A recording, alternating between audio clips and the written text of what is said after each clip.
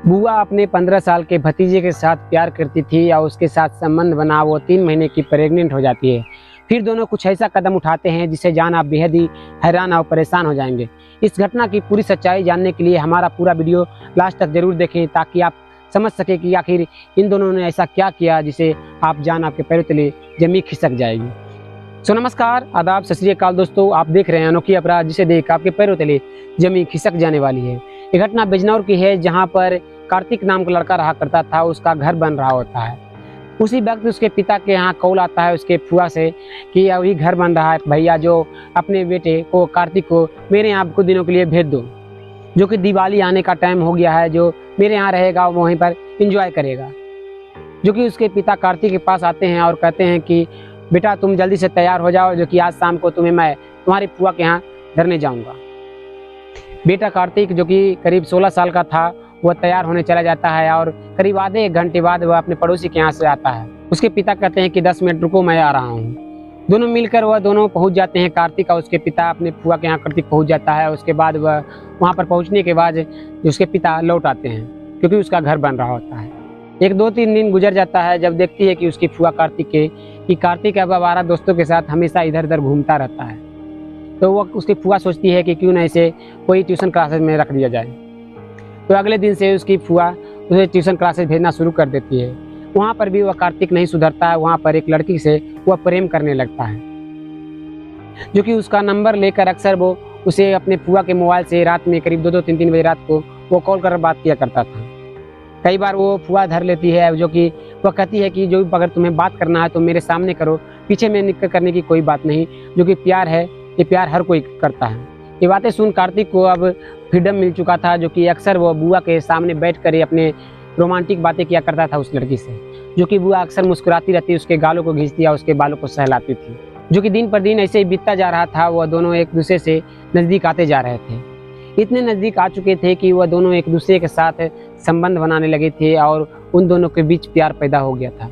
वह लड़की जो थी वह धीरे धीरे दूर होती जा रही थी। वह जो कार्तिक था वह उसे भूलता जा रहा था। वह भूल चुका था कि अब कोई मैंने लड़की से बात किया है, किसी से मैंने प्यार किया था। वह अपनी अब बुआ से प्यार करने लगा था। वह अक्सर अपनी बुआ से ही संबंध बनाया करता था। जो कि एक रात को वह उसकी बुआ सोई हुई रहती है। वह कार्तिक अचानक से उस रूम में जाता है और अपनी बुआ के ऊपर बैठ जाकर उसके साथ गलत हरकत करने लगता है, जिससे वो बुआ मुस्कुराती है और उसके साथ फिर से वही चीज़ करने लगती है जो अक्सर उसके साथ दिन में भी कभी रात में हर वक्त किया करती थी। दिन पर दिन ऐसे ही गुजरता जा रहा था। किसी को खबर नहीं थी, किसी को कानों कान भनक नहीं लग रही थी कि फुआ और भतीजे के बीच इस तरह की कोई हरकत हो रही है। लेकिन एक दिन अचानक से उसके बुआ के पेट में दर्द होता है तो उसे एहसास होता है कि वो प्रेग्नेंट हो गई है।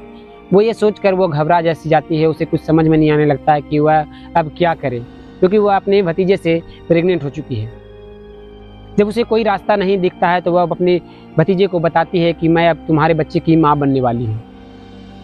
तो वह भतीजा भी था जो डर सा जाता है। वह कहने लगता है कि इसे किसी तरह से हटाओ, जो कि मैं अब नहीं अपना सकता, जो कि इस रिश्ते को समाज कबूलेगा नहीं, इजाज़त नहीं देगा, ना ही कानून का इजाज़त देगा। उसकी बुआ जो होती है मना कर देती है कि मैं कभी भी इस हालत में अपने बच्चे को नहीं हटा सकती, जो कि मैं तुमसे शादी करूंगी या तुम ही साथ रहूंगी, तुम्हारे साथ जीवन बिताऊंगी। तो ये बातें सुन वो सोच में पड़ जाता है। उसे लगता है कि मैं करूँ तो क्या करूँ। वह एक दिन का टाइम लेता है सोचने का। अपने बुआ से कहता है कि एक दिन का मुझे टाइम दो, जो कि मैं सोचकर कोई रास्ता निकालता हूँ। जब अगली सुबह होता है तो वह अपने बुआ के पास जाता है, कहता है कि मेरे पास एक रास्ता है, जो कि समाज तो हम दोनों का रिश्ता कबूलेगा नहीं, हम दोनों को जीने नहीं देगा। जो एक ही रास्ता है कि हम दोनों क्यों ना इस दुनिया को छोड़ दें। उसकी बुआ ये बातें सुन एक समय के लिए चुप हो जाती है, लेकिन वह प्यार करती थी अपने भतीजे से, तो वह राजी हो जाती है कि जब हम दोनों जी नहीं सकते तो मर तो साथ सकते हैं ना। तो शाम को करीब 4 बज रहे होते हैं। वह दोनों मिलकर वहाँ से निकलते हैं और जंगल की तरफ जाते हैं। जो कार्तिक होता है वह कुछ पदार्थ लेता है और वहाँ पर जंगल में जाकर दोनों मिलकर बैठ जाते हैं और पदार्थ को खाने के लिए एक दूसरे से झगड़ा करने लगते हैं कि पहले मैं खाऊंगा, पहले मैं खाऊंगा। कार्तिक जो था बहुत तेज था। वह अपनी बुआ को पहले खाने देता है। जो उसकी बुआ खा लेती है तो उसके पेट में दर्द होने लगता है। वह कराने लगती है, वह चिल्लाने लगती है।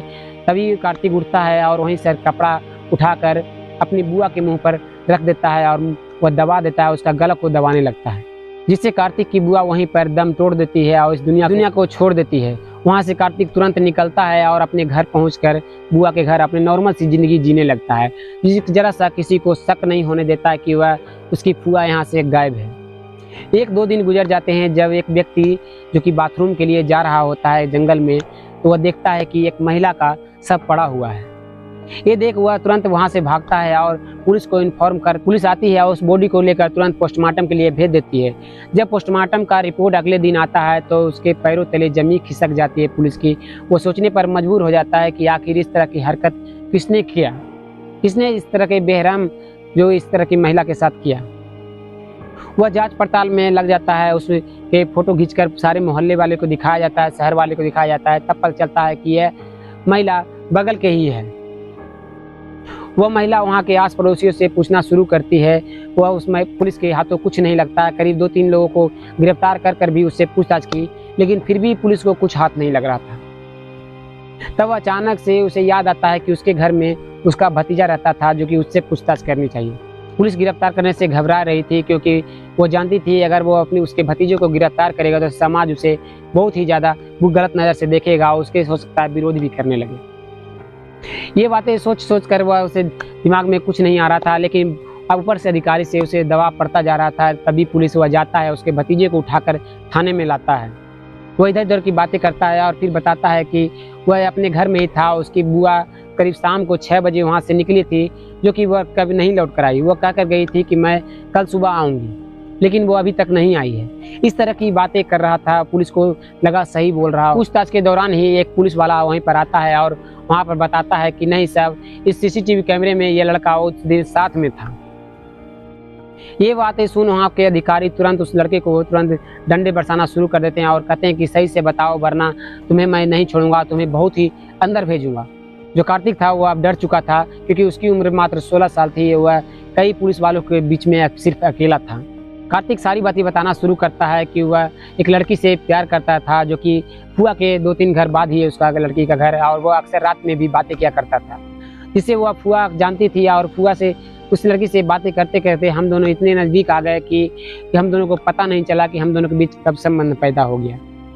हम दोनों को संबंध बनाते बनाते 3 महीने गुजर गए, जो कि एक दिन अचानक से मेरे पास आती है और बुआ बताती है कि मैं तुम्हारे बच्चे की माँ बनने वाली हूँ। जो कि इस बात को सुनकर मैं बहुत ही घबरा गया और मुझे समझ में नहीं आने लगा कि मैं क्या करूं। तब मुझे यही आइडिया नज़र आया, जो कि मैं इस आइडिया पर काम किया तो कामयाब हो गया।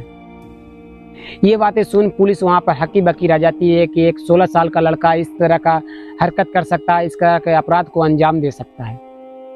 ये बातें सुन वह पुलिस अंदर करना चाहता है, लेकिन वह लड़का जो कार्तिक था वह माफ़ी मांगने लगता है कि मैंने ये गलती नहीं करना चाहे थे, लेकिन मेरी फुआ ने ये जानबूझकर गलती करवाई। अगर वो पहले हमें समझा दी होती तो ऐसा कुछ नहीं होता।